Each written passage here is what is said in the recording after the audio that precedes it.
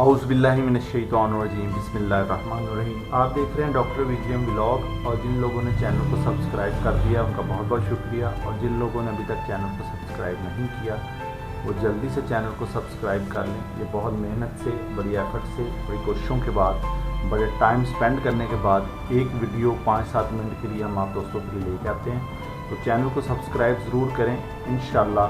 آپ دوستوں کے لیے اچھی انفارمیٹو اور بہترین قسم کی ویڈیو ہم لے کر آتے رہیں گے۔ آج ڈسکشن ہے ایک ٹاپک کے اوپر، اور سب سے پہلے ریکویسٹ ہے کہ 18 سال سے کم عمر بچے اس ویڈیو کو نہ دیکھیں۔ یہ ویڈیو ان دوستوں کے لیے، ان بہنوں کے لیے نہیں۔ بات ہوگی the dark reality of paedophile Iceland کے بارے میں، جس کے بارے میں آج کل بہت زیادہ چرچا ہے، بہت زیادہ ڈسکشن ہو رہی ہے۔ یہ بات ہے 1998 کی، جب ایک عام سا میتھ پڑھانے والا یا ریاضی پڑھانے والا ٹیچر ایک آئی لینڈ 76 ایکڑ کے اوپر محیط ایک آئی لینڈ خریدتا ہے، اور اس آئی لینڈ کے اوپر جس کو ہمارے معاشرے میں روحانی باغ کہا جاتا ہے، وہ چھوٹے بچوں کے ساتھ،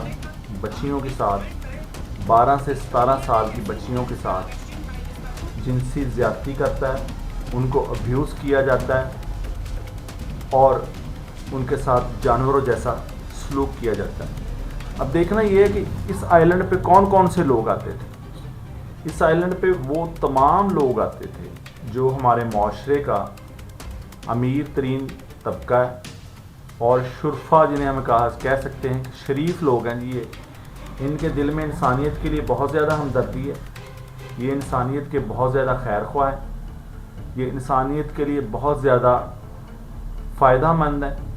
ہمارا یہ بہت خیال رکھتے ہیں، ہمارے بچوں کا، ہماری ان کو بہت زیادہ فکر ہے، ہمارے لیے بہت ساری میڈیسن بناتے ہیں، بہت سارے ہمیں ڈونیشن دیتے ہیں غریب ممالک کو، اور غریب لوگوں کی یہ ہیلپ کرتے ہیں۔ یہ بات ہے جیفری ایپسٹن فائل کی، جو کہ ایک میتھ کا ٹیچر تھا،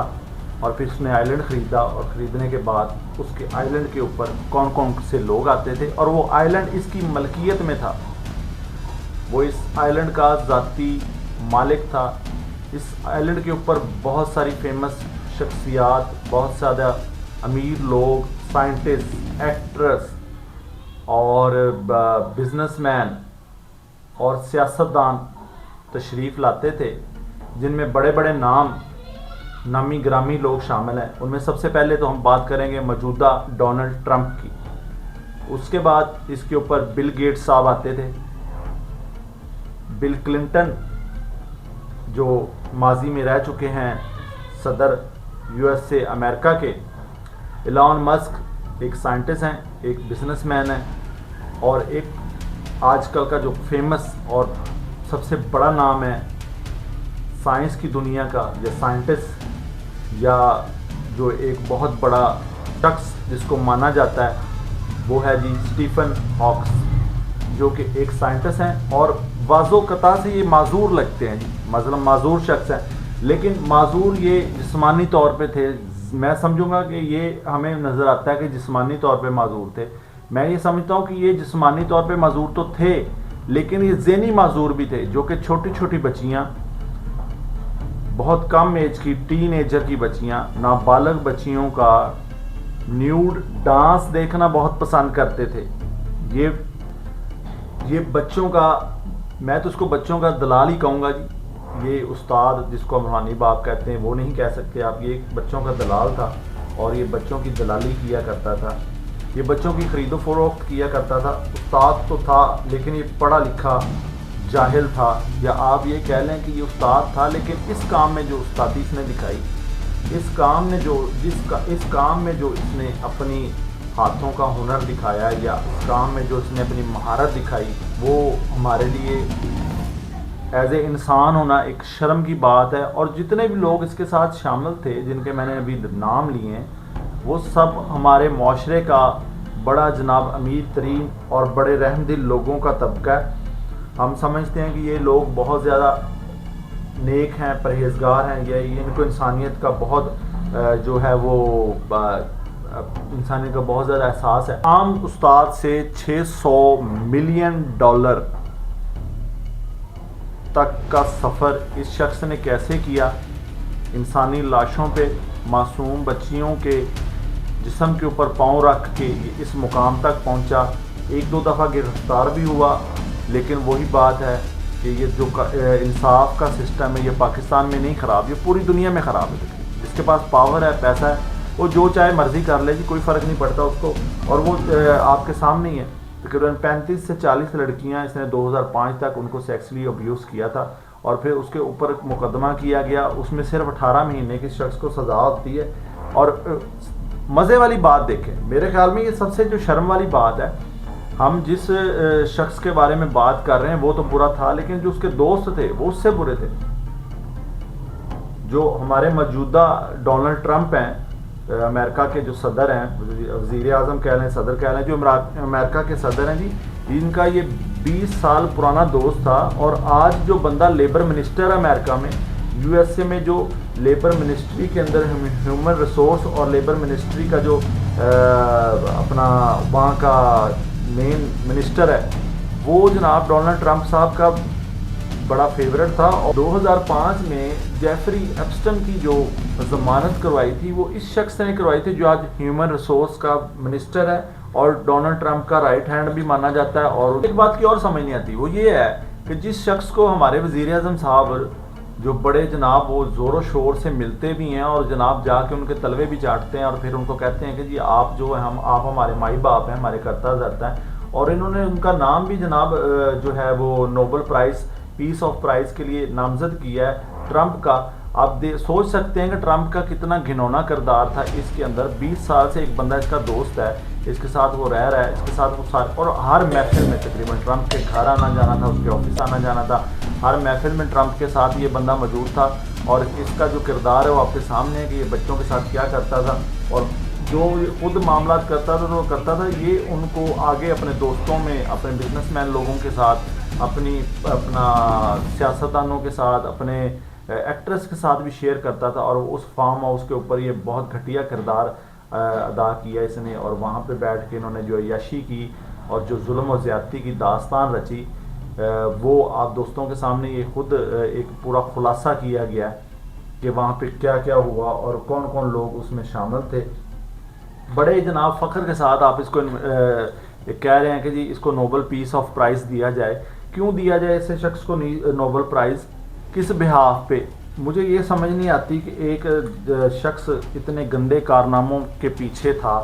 بلکہ اس کا پیچھا کیا، وہ حصہ تھا، اس کا خاص حصہ تھا، مین حصہ تھا اس کا، اور جیفری کی موت ہو جاتی ہے۔ ایک چادر جو اس کے یوز کے لیے تھی، استعمال کے لیے تھی، اس چادر کے ساتھ اس کو پھانسی دی جاتی ہے یا لی جاتی ہے، یہ ابھی تک کنفرم نہیں ہوا کہ اس کو موت آ گئی، اس نے پھانسی لے لی یا اس کو قتل کیا گیا۔ بات ہوگی بل گیٹس کے بارے میں۔ بل گیٹس جو ہے وہ آپ کو پتہ ہے کہ بہت فیمس مشہور شخصیت ہے، لیکن بات یہ ہے کہ ایک بندہ کمپیوٹر کا ماہر ہے یا اس کا پوری دنیا پہ ہولڈ ہے کمپیوٹر کے اوپر، ہر چیز اس کے پاس ہے، سیف ہے، لیکن پھر بھی اس کی اس فائل میں پورا کردار تھا۔ یہ ساری چیزیں آخر انہوں نے کہیں سیو کر کے رکھی تھی، یہ خط و خطابت، ای میل، تصویریں، لاکھوں کی 13 لاکھ کے قریب یہ فائلز ہیں، اور یہ دن بدن ریلیز کی جا رہی ہیں، لوگوں تک لے کے آ رہے ہیں۔ اس میں کچھ چیزوں انہوں نے بلر کی ہیں، بلیک اینڈ وائٹ کی ہیں، تاکہ اس میں سے کچھ چیزیں نہ پڑھی جا سکیں۔ یہ چھوٹی سی جھلک تھی ایپسٹین فائل کی۔ ہم نے کوشش کی ہے کہ اس کو کم منٹ میں زیادہ چیزیں آپ کو سمجھائی جا سکیں، کہ یہ صرف ایک تند نہیں بگڑی،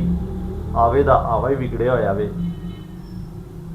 اس میں مودی کا نام بھی شامل ہے، جو انڈیا کے پرائم منسٹر ہیں، ان کا نام بھی شامل ہے کہ انہوں نے بھی ٹرمپ کے ساتھ کسی قسم کے معاہدے، کچھ باتیں، کچھ وعدے کیے تھے۔ عمران خان صاحب کا بھی نام شامل ہے، لیکن ایک خوشی والی بات یہ ہے کہ جو عمران خان صاحب کا نام اس میں شامل ہے، اس میں عمران خان صاحب گلٹی نہیں ہیں، بلکہ اس میں یہ بات واضح طور پہ ظاہر کی گئی ہے کہ عمران خان صاحب جو ایک کٹر اسلامک لیڈر ہیں، اور اسلام کے اوپر ان کی سوچ، ان کی باتیں باقی لوگوں سے مختلف ہیں، جو آج کل کے ہمارے لیڈران ہیں، ہمارے آج کل کے رہنما ہیں، ہمارے آج کل کے وزیر مشیر ہیں، ان سے عمران خان صاحب کا جو اس بات میں ہے وہ واضح کردار سمجھ میں آیا ہے